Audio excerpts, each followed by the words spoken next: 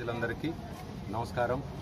ఈరోజు 20వ వార్డులో రావాలి జగన్ కావాలి జగన్ ప్రోగ్రాంలో భాగంగా ఈ వార్డు కౌన్సిలర్ అయినటువంటి నా తమ్ముడు బబ్లు దండు మహేష్ రెడ్డి వారు వారి అనుచరుల ఆధ్వర్యంలో, అదేవిధంగా కౌన్సిలర్ భాను, దాసరి వెంకటేశ్వర్లు, ఇతర కౌన్సిలర్లు వారి అనుచరుల ఆధ్వర్యంలో, నా మిత్రుడు రవి, అదేవిధంగా నా వైఎస్ఆర్సీపీ పార్టీ కార్యకర్తలకి, నా బంధుమిత్రులందరికీ నమస్కారం. ఈరోజు యాక్చువల్గా నేను కంటిన్యూగా చంద్రబాబు నాయుడు గారి వైఫల్యాల గురించి మాట్లాడుతూ ఉంటున్నాను. అయితే నిన్ననే సోదరుడు గూడూరు వైఎస్ఆర్సీపీ పార్టీ ఆపద్ధర్మ ఎమ్మెల్యే సునీల్ కుమార్ గారు కొన్ని కామెంట్స్ మా ట్రస్ట్ గురించి చేయడం జరిగింది. వారికి నేను మీడియా ముఖంగా సమాధానం చెప్పదలుచుకున్నాను. మీరు సోదర సునీల్ కుమార్ గారు, మీరు నిన్న మాట్లాడుతూ ఒక నాయకుడు ట్యాంకర్ రాజకీయాలు చేస్తున్నారు అని మాట్లాడారు. మీకు ఆ నాయకుడు ఎవరో తెలీదా? చెప్పచ్చు కదా, నా పేరు, ఇబ్బంది ఏముంది. కాకపోతే ఇన్ని సంవత్సరాలుగా అనేక వేదికలు మీ పక్కన పంచుకున్నప్పుడు నేనెవరో తెలియదా, నా మనస్తత్వం ఏందో తెలియదా, నేను ఎలాంటి సేవాభావం ప్రజల పట్ల కలిగి ఉన్నానో మీకు తెలియదా? మీరు అనవసరమైనటువంటి టాపిక్కి తెరతీశారు. పర్వాలేదు, దీనికి నేను సమాధానం చెప్పగలను. నేను ఎక్కడికి పోలేదు. ఈ నాయకులందరూ ఎక్కడికి పోయారు ఇన్ని రోజులు అన్నారు. గత 12 సంవత్సరాలుగా గూడూరులో ప్రజలకు సేవ చేస్తూనే ఉన్నాను. నేను పుట్టింది తూర్పు వీధిలో, ఈ గడ్డ మీద, ఈ కన్న తల్లి తర్వాత కన్న భూమిని నేను మర్చిపోకుండా ఎక్కడెక్కడో అడవుల్లో రాళ్ళు రప్పలు తిరిగి, చెట్లు పుట్లు పట్టుకొని తిరిగి సంపాదించుకొని తెచ్చుకున్న న్యాయమైన డబ్బులో కొంత భాగాన్ని ప్రజలకు ఖర్చు పెడుతున్నాను నాన్న. నేను ఎక్కడికి పోలేదు. కాబట్టి ఇంకొకసారి గుర్తుపెట్టుకోండి, నేను గూడూరులోనే ఉన్నాను, గూడూరు కోసమే ఉన్నాను, గూడూరు ప్రజలకు సేవ చేస్తూనే ఉంటాను.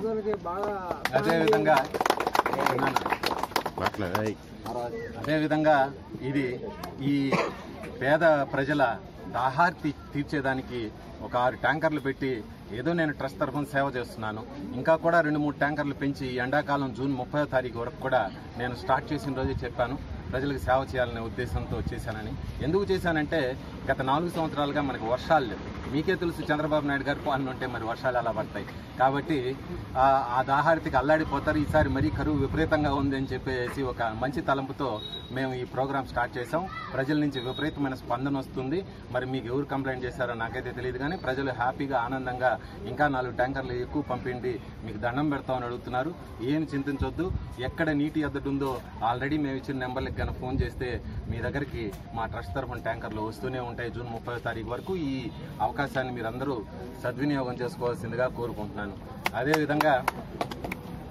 అదేవిధంగా వారు మాట్లాడుతూ ఒక బోర్ వేయిస్తేనో లేకుంటే 2 ట్యాంకర్లు పంపిస్తేనో సమస్య తీరిపోవద్దు కదా అన్నారు.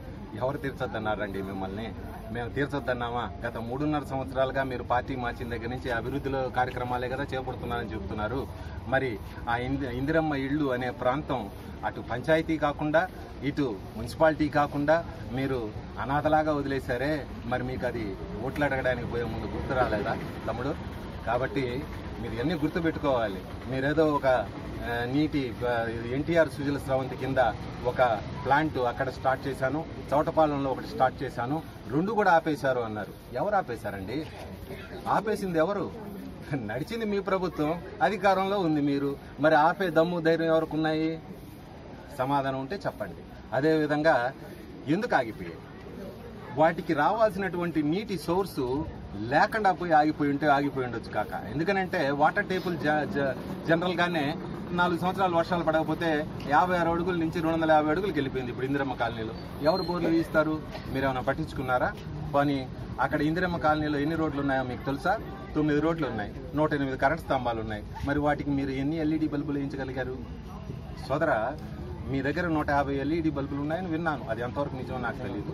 మరి వాటిల్లో కొన్ని మీరు ఇందిరమ్మ కాలనీ వాసులకు ఇచ్చి వారి చీకట్లో బ్రతుకుతున్నటువంటి వారి పిల్లల్ని కొంచెం ఆ విష పురుగుల బారిన పడకుండా కాపాడి ఉంటే మేము సంతోషించేవాళ్ళం, ఎంకరేజ్ చేసేవాళ్ళం. అదేవిధంగా ఆ బోర్లు కొంచెం కొత్త బోర్లు ఏదైనా 3ో 4ో వేసి ఆ కాలనీ వాసులకు మీరు సహాయపడి ఉంటే ఎంతో బాగుండేది. అదేవిధంగా నేను ఆ కాలనీకి వెళ్ళింది కేవలం మా ట్రస్ట్ తరఫున మాత్రమే వెళ్ళాను. అంతేకాని నేను ఎక్కడ పార్టీ కలర్ కానీ ఫ్లాగ్ కానీ నేను వాడలేదు. ఆ మీటింగ్ అప్పుడు కూడా చెప్పాను, నాన్న ఇక్కడ రాజకీయ రంగు పొలవద్దు ఈ కార్యక్రమానికి అని. అదేవిధంగా మేము 42 ఎల్ఈడి బల్బులు ఇచ్చాం. ఈరోజు కాలనీ దైదీప్యమానంగా ప్రకాశిస్తుంది. అదేవిధంగా వాటర్ ట్యాంకర్లు పంపిస్తున్నాం. కానీ నేను ఇవి పంపించిన తర్వాత ఇవి నేను చేశాను కాబట్టి మీరు ఓట్లు వేయాలని అడగడానికి కూడా ఆ కాలనీకి వెళ్ళలేదు. ఎందుకంటే అక్కడికి వెళ్తే నేను లాభాపేక్ష ఆశించినట్టు అవుతుంది. ఒక మంచి పని చేసి నాకేంటి లాభం అని అడిగితే నేను చేసేది సేవ కాదు కాబట్టి ఆ కాలనీ వైపు కూడా వెళ్ళలేదు. మీకు తెలుసో తెలీదు, నేను ఎలక్షన్ అయ్యే దాకా కూడా ఆ కాలనీ వైపు వెళ్ళను. ఎందుకనంటే అది సమంజసం కాదు కాబట్టి. ఇంకొక విషయం గుర్తు చేస్తాను సోదరా, మీరు వైఎస్ఆర్సీపీ పార్టీ ఆపద్ధర్మ ఎమ్మెల్యేనే ఈరోజు కూడా. ఎందుకంటే మీరు మా పార్టీకి రాజీనామా చేయలేదు, అదేవిధంగా మిమ్మల్ని స్పీకర్ గారు సస్పెండ్ చేయలేదు. కాబట్టి మీరు మా పార్టీ ఎమ్మెల్యేగానే కొనసాగుతున్నారు. మిమ్మల్ని మా పార్టీలో చేరిన రోజు, మా పార్టీ తరఫున కంటెస్ట్ చేసిన రోజు ఈ భుజాల మీదకి ఎత్తుకొని మా కార్యకర్తలు మేము అందరం కలిసి పనిచేసాం. అంతలోకే మర్చిపోయారా? ఈ నాయకులందరూ ఎక్కడున్నారన్నారు? మీ పక్కనే ఉన్నాం 5 సంవత్సరాల క్రితం. మీరు మర్చిపోయి మమ్మల్ని వదిలి వెళ్ళిపోయారు తప్ప మేమెప్పుడు అక్కడే ఉన్నాం. ఇప్పుడు కూడా ఇక్కడే ఉన్నాం వైఎస్ఆర్సీపీ పార్టీలో. మా మాట మారలేదు, మా దారి మారలేదు. కాబట్టి ఈ సందర్భంగా మేము ఎక్కడున్న వాళ్ళం అక్కడే ఉన్నాం.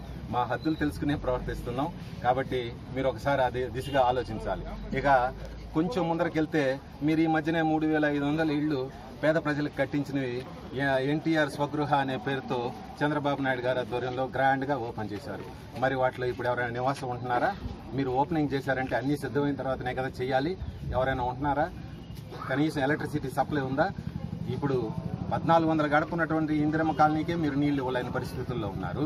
3500 ఇళ్లు కట్టి అక్కడ మీరు ఓపెనింగ్ మాత్రం చేసేసి పత్రికాముఖంగా చాటింగ్ చేసుకున్నంత మాత్రాన అక్కడ నీటి వస్తుందా? ఎటువంటి వసతి చేశారు మీరు నీటికి అక్కడ చెప్పగలరా? మీరు చెప్పదలిస్తే నేను సిద్ధం, నేను వింటాను. లేదు రమ్మంటే మనం ఒక డిబేట్ కూడా కూర్చుందాం, నో ప్రాబ్లం. అదేవిధంగా మీరు కేంద్ర ప్రభుత్వం ఇచ్చినటువంటి రాష్ట్రానికి దాదాపు 12 లక్షల ఇళ్లలో మన ఎంత శాతం పూర్తి చేయగలిగారు? అదేవిధంగా ఇంకొక 3000 ఇళ్లు మన గూడూరులో కూడా ఇంకా కూడా కడతామని చెప్తున్నారు. మరి ఉన్న వాటికే ఇంతవరకు గృహప్రవేశం జరగలేదు. ఇక మిగతా వాటికి ఎప్పుడు మోక్షం కలుగుతుందో తెలియదు. అదేవిధంగా మీరు ఇంకొక మాట అన్నారు. ఏమన్నారు? ఈ నాయకులు ఎవరు 11వ తారీఖు సాయంత్రం 5 గంటల తర్వాత గూడూరులో ఉంటే అప్పుడు నన్ను అడగండి, చెన్నైకో బెంగళూరుకో వెళ్ళిపోతారు, హైదరాబాద్కో వెళ్ళిపోతారన్నారు. నిజమే తమ్ముడా, 11వ తారీఖు సాయంత్రం కాబట్టి 12 సాయంత్రమో, 13 సాయంత్రమో, 14 సాయంత్రమో, 15 సాయంత్రమో మ్యాక్సిమం వెళ్ళాలి. ఎందుకనంటే మేము కష్టపడి పని చేసుకునేవాళ్ళం. ఎక్కడ ఏ రాష్ట్రంలో పని ఉంటుందో మాకు తెలియదు. మమ్మల్ని నమ్ముకుని బ్రతికేటటువంటి కుటుంబాలు ఉన్నాయి. వాళ్ళని బ్రతికించుకోవాలి, మమ్మల్ని మేము బ్రతికించుకోవాలి.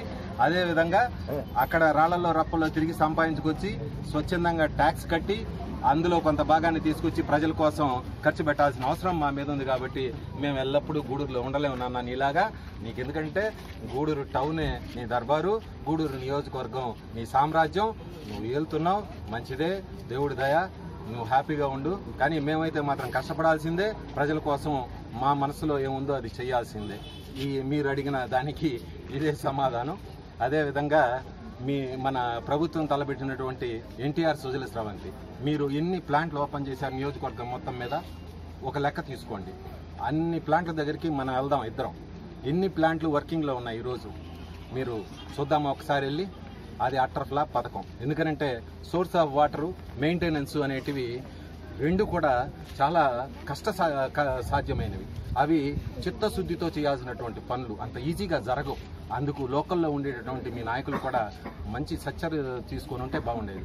ఇప్పుడు ఇదే దీనికి ఎగ్జాంపుల్ ఏంటంటే, మా పార్టీ నాయకుడు గర్వంగా చెప్తున్నాను, రాజ్యసభ సభ్యుడు వేమిరెడ్డి ప్రభాకర్ రెడ్డి గారు జిల్లా వ్యాప్తంగా 100 మంచినీటి ప్యూరిఫైయింగ్ ప్లాంట్లు ఇస్తానని 2 సంవత్సరాల మెయింటెనెన్స్తో కూడా బాధ్యత తీసుకుని వారు సక్రమంగా నిర్విరామంగా ఆ కార్యక్రమం సక్సెస్ అయ్యే విధంగా కృషి చేస్తున్నారు. మీరు కూడా గవర్నమెంట్ తరఫున చేసుంటే బాగుండేది. ఇంకొకటి, ట్యాంకర్లు నేను పంపించే రాజకీయం కాదు కదా, మీరే పంపించుండొచ్చు కదా, మాకందుకు అవకాశం ఇచ్చారు. కాబట్టి ప్రజలకి ప్రభుత్వం పక్క నుంచి మీరేం చేయగలరో అది చేయాలి. చివరగా ఏంటంటే, ఇది ప్రజాస్వామ్యం నాన్న, మనకి ఓపిక ఉండాలి. ప్రజలు ఒక పక్షాన్ని అధికార పక్షంగా ఎన్నుకుంటారు, ఇంకో పక్షాన్ని ప్రతిపక్షంగా ఎన్నుకుంటారు. ప్రతిపక్షంలో ఉన్నంత మాత్రాన మనం అధికారంలో లేవని అర్థం కాదు, లేకపోతే మనం ప్రజల కోసం పనిచేయలేమని అర్థం కాదు. మీరు అసెంబ్లీలో ప్రతిపక్షంగా బాధ్యత గల ప్రతిపక్షంగా ప్రధాన పక్షాన్ని నిలదీయవచ్చు. ఆ విధంగా ప్రజల్లోనే ఉంటూ మీరు సక్రమంగా కానీ ఉన్నట్లయితే అంతా బ్రహ్మాండంగా ఉండేది. అదేవిధంగా మీకు ఒక విషయం గుర్తు చేయదలుచుకున్నాను. వైఎస్ జగన్మోహన్ రెడ్డి గారు అంటే మా నేత, జననేత. వారు మీకు మీ పుట్టింటి నుంచి మీరు అనర్హులుగా భావించి మిమ్మల్ని పంపించేస్తే వారు ఆదరించి మీకు ఎమ్మెల్యే సీట్ ఇచ్చారు. మరి మేమందరం కూడా కలిసి మిమ్మల్ని భుజాల మీదకి ఎత్తుకుని మా ఎమ్మెల్యేని చేసుకున్నాం. మీరేం చేశారు? జగన్మోహన్ రెడ్డి గారు అనే ఒక వ్యక్తి లేకపోతే మీరు గుండెల మీద చేతులు వేసుకొని చెప్పండి, ఎమ్మెల్యే కాగలిగేవారా? నిజం చెప్పు సోదరా. అదేవిధంగా చంద్రబాబు నాయుడు గారు మా వైఎస్ఆర్సీపీ పార్టీకి మీరు రానట్టయితే మీకు అసెంబ్లీ సీటు ఇచ్చిండేవారా? అప్పుడు వీటికి సమాధానం మీ అంతరాత్మకు తెలుసు. ఒక్కసారి మీ అంతరాత్మను అడగండి, నిజాలు వాటంతటవే బయట వస్తాయి. ఏదైనా ఇబ్బందికరంగా ఇదైనా ఉంటే మీరు నా మిత్రులు కాబట్టి అర్థం చేసుకోగలని భావిస్తున్నాను. అదేవిధంగా ఈరోజు ఇప్పుడు బబ్లు సోదరుడు అడిగాడు గూడూరు చెరువుకు నీళ్లు వచ్చేట్టుగా చేయమని. ఇది నా బాధ్యత. ఖచ్చితంగా కూడా గూడూరు చెరువుకు నీళ్లు వచ్చే విధంగా, పల్లం ఎక్కడుండాలో పల్లం ఉండే విధంగా, మిట్ట ఎక్కడుండాలో మిట్ట ఉండే విధంగా, అదేవిధంగా చెరువు నుంచి పంబలేరుకి లింక్ కెనాల్తో పాటు అన్నీ కూడా రాబోయే ఎలక్షన్లో ఎమ్మెల్యే అభ్యర్థిగా నిలుచుకున్నటువంటి వెలగపల్లి వరప్రసాద్ గారి చేత ఖచ్చితంగా ఆయన ఎమ్మెల్యే అవుతారన్న నమ్మకంతో వారి చేత చేయించుకునే ప్రయత్నం చేస్తాం. ఈ సందర్భంగా నేను మీ అందరికీ విజ్ఞప్తి చేసేది ఒక్కటే, ఈ గూడూరు ఎమ్మెల్యే అభ్యర్థిగా నిలిచినటువంటి వెలగపల్లి వరప్రసాద్ గారికి, అదేవిధంగా ఎంపీ అభ్యర్థిగా నిలిచినటువంటి బల్లి దుర్గాప్రసాద్ గారికి మీ అమూల్యమైన ఓట్లు వేసి జగన్మోహన్ రెడ్డి గారిని సమర్థించి అత్యంత సమర్థవంతమైన ప్రభుత్వాన్ని కోరుకుంటూ మీ హరిచంద్రారెడ్డి.